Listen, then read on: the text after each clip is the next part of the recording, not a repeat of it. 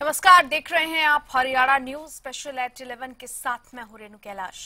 सरकारी स्कूल की छवि बदलने के लिए दावे किए गए, बड़ी बड़ी बातें की गई, लोगों से सरकारी स्कूलों में बच्चों को पढ़ाने की, उनको भेजने की अपील की गई, लेकिन नहीं किया गया तो सिर्फ स्कूलों की हालत सुधारने के लिए काम।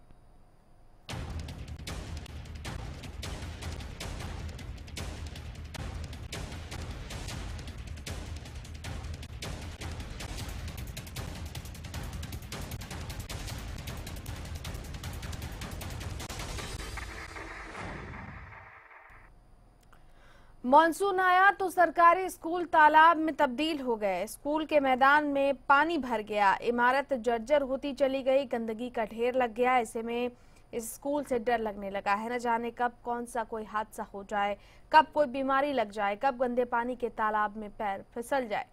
ये तस्वीरें आप देखिए।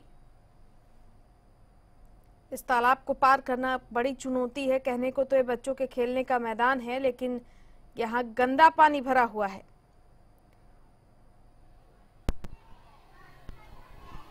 उन्नीस 1980 में बने इस स्कूल की इमारत इतनी जर्जर हो चुकी है कि कभी भी कोई बड़ा हादसा हो सकता है, लेकिन मजबूरी में लोग बच्चों को स्कूल भेज रहे हैं।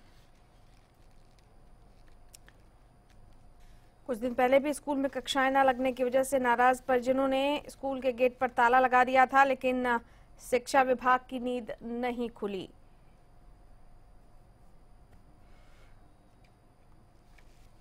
ये गंदे पानी का तालाब देखिए, जर्जर इमारतें देखिए, किस तरीके से बच्चे यहाँ पर पढ़ने को मजबूर हैं।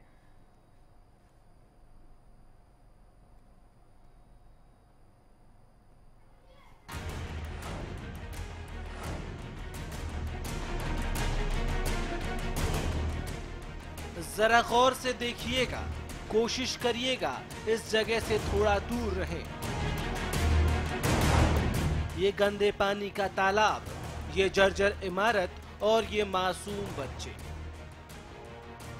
ये स्कूल है, दरअसल सरकारी स्कूल है। यहाँ नौनिहाल अपने भविष्य का सपना देख रहे हैं, लेकिन स्कूल के आंगन में इतना गंदा पानी भरा है कि सपने डूब गए।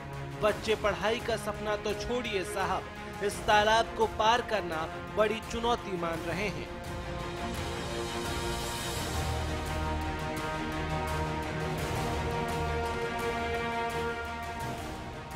कहने को तो ये बच्चों के खेलने का मैदान है, पर यहाँ भरा गंदा पानी और कूड़े का ढेर ये बताने के लिए काफी है कि स्कूल की सच्चाई क्या है, स्कूल के हालात क्या हैं।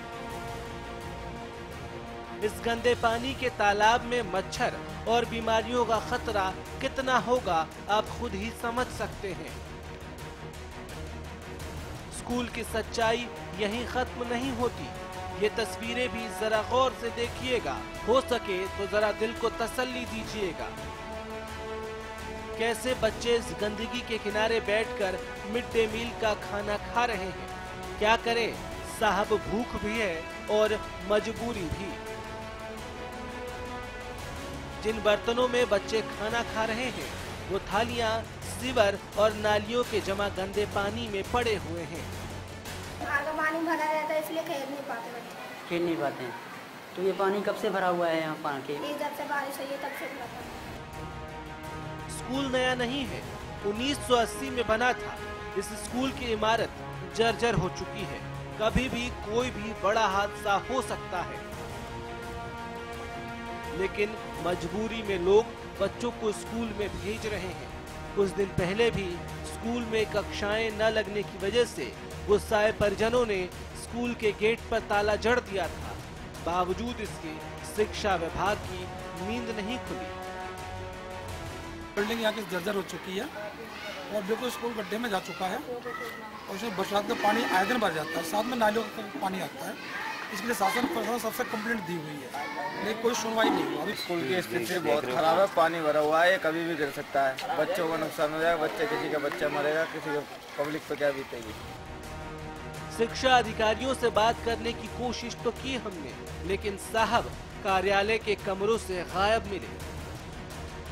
एक तरफ सरकार लोगों से बच्चों को सरकारी स्कूलों में पढ़ाने की बात कहती है, दूसरी तरफ सरकारी स्कूलों का हाल ये है। ऐसे में बेचारे बच्चे करें तो क्या करें? तालाब पार करें, मच्छर मारें, पढ़ाई करें या बीमारियों से जान बचाएं?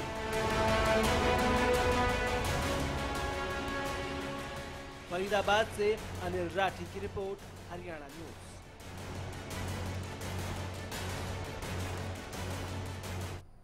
चलिए, संवाददाता अनिल राठी इस वक्त हमारे साथ फोन लाइन पर जुड़ चुके हैं। अनिल, जो तस्वीरें हम देख पा रहे हैं, इन तस्वीरों की तरफ देखने का मन नहीं कर रहा। इतनी गंदगी है, इतना गंदा पानी भरा हुआ है। ऐसे में बड़ा ये सोचकर ही बिल्कुल रोंगटे खड़े हो जा रहे हैं कि बच्चे यहाँ पर किस तरीके से पढ़ाई कर रहे हैं और डेली उनका यहाँ पर आना जाना है और वो वहीं पर मिड डे मील का खाना भी खा रहे हैं। बहरहाल जो परिस्थितियां आपने देखी वो बताइए। जी बिल्कुल, देखिए आपको बता दें कि लगातार हमने हरियाणा न्यूज की टीम ने इस पूरी खबर को प्रमुखता से दिखाया। उससे कुछ दिन पहले भी हमने इस पूरी खबर को, क्योंकि जो वहाँ के बच्चे हैं उनके जो परिजनों की माने तो उनके परिजनों ने जो हमारे पास फोन किया कि भैया इस तरीके से हमारे बच्चों को परेशानी हो रही है और ना ही तो बच्चों को स्कूल में बैठने की जगह है, स्कूल की बिल्डिंग की बात करी जाए तो जर्जर हालात है, शिक्षकों की बात करी जाए तो टाइम पर शिक्षक नहीं आते हैं। क्यों? क्योंकि पानी के जल भराव रहता है और स्कूल की हालत ऐसी रहती है कि वहाँ पे शिक्षक ना तो पढ़ा पाते हैं ना ही बच्चे पढ़ पाते हैं। तो इसी तरीके से हमने पूरी खबर को प्रमुखता से भी दिखाया था। आज खबर को प्रमुखता से दिखाया तो आप साफ तौर से देख सकते हैं कि स्कूल की हालत ऐसी बनी हुई है कि शायद ही यदि बात करी जाए तो जानवरों के रहने के लिए भी जो स्थान होता है वो भी स्कूल से बेहतर स्थिति में होगा, क्योंकि इस स्कूल में नौनिहाल पढ़ रहे हैं जो आगे चल के हमारे हरियाणा का या देश का भविष्य बनेंगे।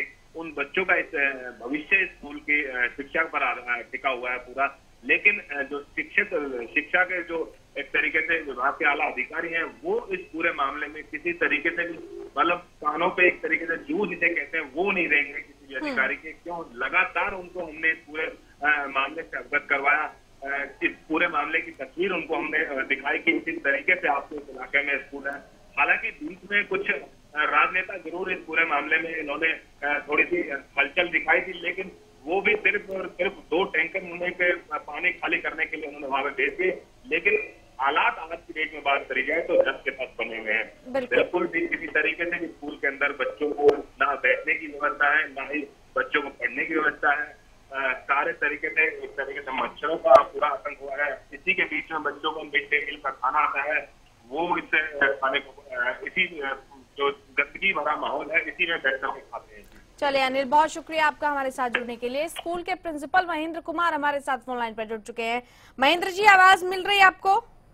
जी बिल्कुल सुनाई दे रही है जी। महेंद्र जी, गंदे पानी का तालाब बना हुआ है ये स्कूल, क्या कभी शिक्षा अधिकारियों की नजर इस स्कूल पर नहीं बनी और किन हालातों में आप लोग यहाँ पर काम करते हैं ये समझ से परे हैं? विस्तार से बता पाएंगे कि ये हालात यहाँ पर कब से ऐसे बने हुए हैं, क्योंकि ये सुनने में आया है कि 1980 की ये इमारत है पूरी की पूरी। ऐसा है जी, हालात तो बारिश में होते लेकिन इतने बुरे हालात अब की बार ही हुए हैं। तो वो भी वजह ये रही कि हमारे पानी की जो मोटर थी वो खराब हो गई। हाँ। और रास्ता हो गया ऊंचा तो रास्ते का सारा ही पानी नीचे होने की वजह से स्कूल भर जाता जी। तो उसे रोकने के लिए हमने मेन गेट पे अब ईंटों का दीवार लगवा दी है और मोटर ठीक है, कोई दिक्कत नहीं। कल पानी आधा निकल गया था और आज ये पानी सारा निकल जाएगा जी जल्दी। महेंद्र जी, लेकिन जो तस्वीरें हम देख पा रहे हैं वो तस्वीरें ये बयां कर रही हैं कि कोई भी वैकल्पिक व्यवस्था कर लीजिए, इस समस्या से निजात नहीं मिल सकती। देखिए बच्चे किस तरीके से इस तालाब को पार कर रहे हैं, वहीं पर मिड डे मील का खाना खा रहे हैं, पूरी चारों तरफ गंदगी का आलम है। हाँ जी, ऐसा नहीं, कॉलोनी के लोग हैं कुछ, ये भी बहुत गंदगी करते हैं जी। सारा कूड़ा आसपास का वहीं फेंक देते हैं। हम करवाते हैं, हमारे पार्ट टाइम स्वीपर है, सफाई करके जाती है। स्कूल टाइम के बाद आसपास लोग गंदगी बहुत कर देते हैं वहाँ पे। अपने घरों का पानी भी दीवार तोड़ के स्कूल में छोड़ देते हैं। अच्छा महेंद्र जी, इस बाबत आपने कभी शिकायत की?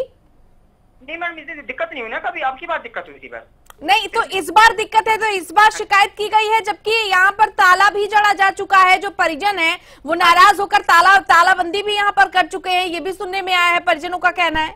नहीं, तालाबंदी कुछ नहीं, बस कुछ लोग हैं राजनीतिक पार्टी वाले कि अपने बढ़ाने के लिए ना वैसे ताला अटका दिया था, वैसी कोई दिक्कत नहीं है। चलिए, हमारे साथ एक अभिभावक एसडी यादव जुड़ चुके हैं, उनसे हम बातचीत कर लेते हैं कि आप जो कह रहे हैं उसमें सच्चाई है या जो अभिभावक कह रहे हैं उसमें। एसडी यादव जी, आवाज मिल रही है आपको? चलिए, लगता है कि संपर्क हमारा टूट गया। बहरहाल महेंद्र कुमार जी, इस बार जो समस्या है, समस्या से कैसे निजात पाई जाए ये सोचा है आपने?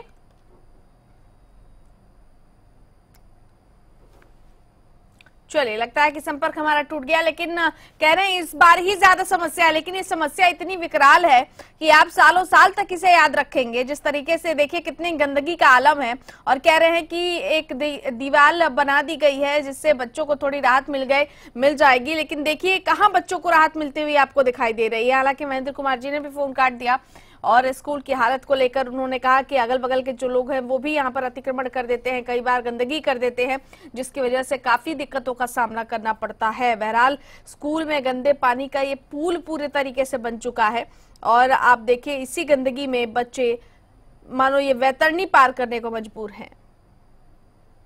वक्त एक छोटे से ब्रेक का, इस चर्चा को आगे बढ़ाएंगे।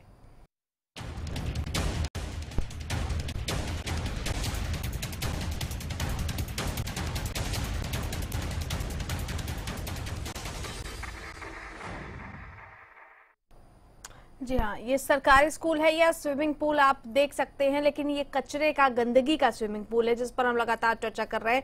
चर्चा करने के लिए खास मेहमान हमारे साथ वरिष्ठ शिक्षाविद ओपी सहराव साहब जुड़ गए हैं। सहराव साहब, जिस तरीके से ये तस्वीरें बयां कर रही हैं, सवाल ये कि ये परिस्थितियां आखिर क्यों नहीं बदलती है, सरकारी स्कूलों की हालत ऐसी क्यों है?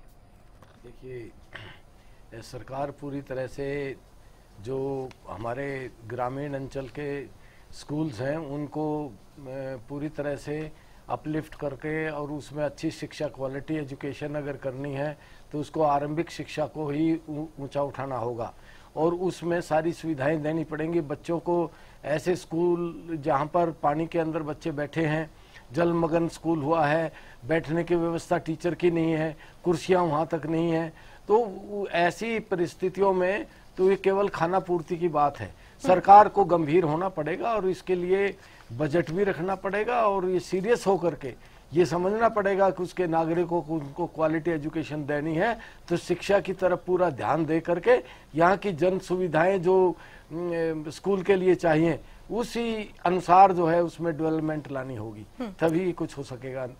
चलिए, लौटेंगे आपके पास। हमारे साथ रेणु भाटिया जुड़ गई हैं, बीजेपी प्रवक्ता। रेणु जी नमस्कार, आवाज मिल रही है? चलिए, लगता है कि संपर्क हमारा टूट गया, लेकिन सवाल यही है कि ऐसी बातें, ऐसी चर्चाएं हम कई बार कर चुके हैं। सरकार के कानों पर जू नहीं रेंगती, प्रशासन के कानों पर जू नहीं रेंगती और ये इस बात की जरूरत है, जबकि अब कोर्ट ने भी ये एक तरीके से साफ कर दिया था कि जब तक सरकारी जो लोग हैं उनके बच्चे इन स्कूल में नहीं पढ़ेंगे तब तक ये दशा और दिशा सुधरने वाली नहीं है, लेकिन उसका भी कोई असर होता हुआ दिखाई नहीं दे रहा। उनको जो इसमें रेणु जी ये है कि जो IAS हैं वो उनके बच्चे चाहे ये लाख कोशिश कर लें वो पब्लिक स्कूल से इन स्कूलों में इसलिए नहीं जाएंगे कि इस स्कूलों में वो क्वालिटी एजुकेशन, वो स्टैंडर्ड, वो इंग्लिश मीडियम की पढ़ाई वो सब नहीं है, नदारद है। और उसको अगर इनको लाना है तो इनको अच्छे टीचर भर्ती करने पड़ेंगे। अब पिछले कितने साल से अच्छे टीचरों की भर्ती नहीं हो पा रही, स्कूल खाली पड़े हुए हैं, मैदान बने पड़े हैं और उनके अंदर भी जो मतलब जो सब्जेक्ट के टीचर हैं जो क्वालिफाइड होने चाहिए वो नहीं है। तो ये सारी बातें जो है वो अब से नहीं, आप एक एक सेंटर पर जब इनके एग्जाम होते हैं तो कई सौ बच्चे जो है सेंटर पर नकल फेंकने के लिए जाते हैं। क्यों नकल का सहारा लेते हैं, आखिर क्या बात है? इसके बहुत बड़ी बात है और ये चिंतन की बात है। इसके प्रति क्या इसमें सरकार की इच्छा शक्ति की भी कमी देख रहे हैं आप? बिल्कुल, इच्छा शक्ति की कमी क्या है, जब तक गंभीर नहीं होगी कि हमको अपने बच्चे पढ़ाने हैं, ये बात उनके दिमाग में जब तक नहीं आएगी, उसके लिए जो सार्थक प्रयास करने होंगे तब तक ये हालत नहीं सुधरेगी। केवल खाना पूर्ति के लिए सरकारी स्कूलों की एजुकेशन रह गई है, उनके अंदर केवल वही बच्चे रह गए हैं इस टाइम जो माँ बाप कहीं भेज नहीं सकते, या गरीब हैं या कोई और उनका कोई सहारा नहीं है, चलो भाई इसी स्कूल में डाल दो, बच्चे के ब्याह सगाई हो जाएंगे कि बच्चा पढ़ रहा, सिर्फ इसलिए। अदरवाइज उनका डिवोशन क्या है, उसका उनका जो मतलब आउटपुट कुछ नहीं है। हमारे पूरे अगर इंफ्रास्ट्रक्चर को देखें और हमारे जो नौकरियों को देखें तो मतलब हरियाणा के बच्चों को बिना इंग्लिश मीडियम के नौकरी मिल नहीं सकती। केवल ड्राइवर, कंडक्टर या जो छोटी नौकरी है, 4th क्लास की नौकरी है, केवल ये स्कूल वो चीज दे रहे हैं। पहले इन्हीं गवर्नमेंट स्कूल में IAS भी आते थे, IPS भी आते थे और प्राइवेट स्कूलों में बच्चे एडमिशन नहीं लेते थे। चलिए, बहुत शुक्रिया सर, वक्त की कमी है हमारे पास और वाकई जब तक बुनियादी सुविधाओं का अभाव रहेगा इन तमाम स्कूलों से अच्छे बच्चों का निकलना बहुत मुश्किल है, और वो भी तब जब इस तरीके के हालात हों और माँ बाप पहले ही स्कूल पर तालाबंदी कर चुके हैं, लेकिन हालात अब भी जस के तस है। ऐसे में सरकार को जरूरत है सरकारी स्कूलों के स्तर में सुधार की, बदलाव की। स्पेशल एट 11 में फिलहाल इतना ही। नमस्कार।